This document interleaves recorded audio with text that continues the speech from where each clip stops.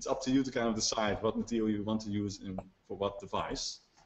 In this short part of the lecture that's left, I would like to show you how you could adjust the designs, because probably when you use a different material, you also have to adjust the design using either SketchUp or OpenSCAD.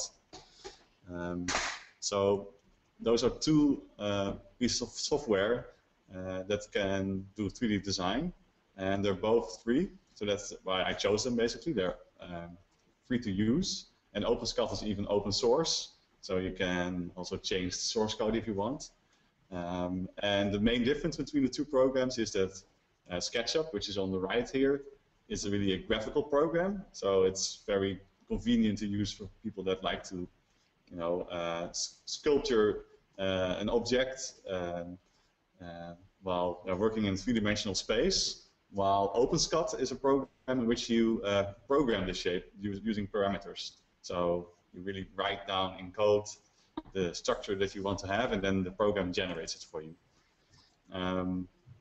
With OpenSCAD, for example, I was once trying to replace this bottle cap. This is typical standard German laboratory 45 bottle caps, which are standard in all labs in the world. But the caps are actually quite expensive. It looks like a simple blue cap, but there's some kind of conish thread on the inside that is also patented.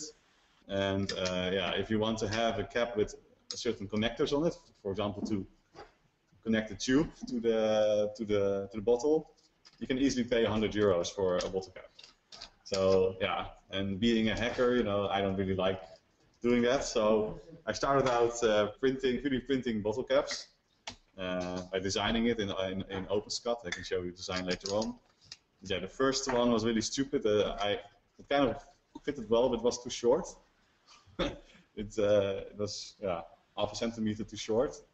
And this also often shows, you know, how difficult it is to 3D print something, because the second time I thought I changed something in the file, but I didn't, so I printed the same thing twice. So that was a mistake.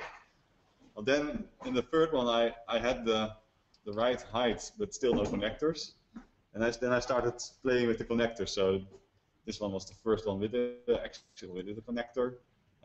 Well, I printed it in the other direction, so the rough side is on this side and the smooth side on this side. Okay, that kind of worked, but then, you know, if you want to build a bioreactor out of a bottle, then of course you need more than 3 connectors or more than one, so I made one with 3 connectors. But then the inside failed during the print.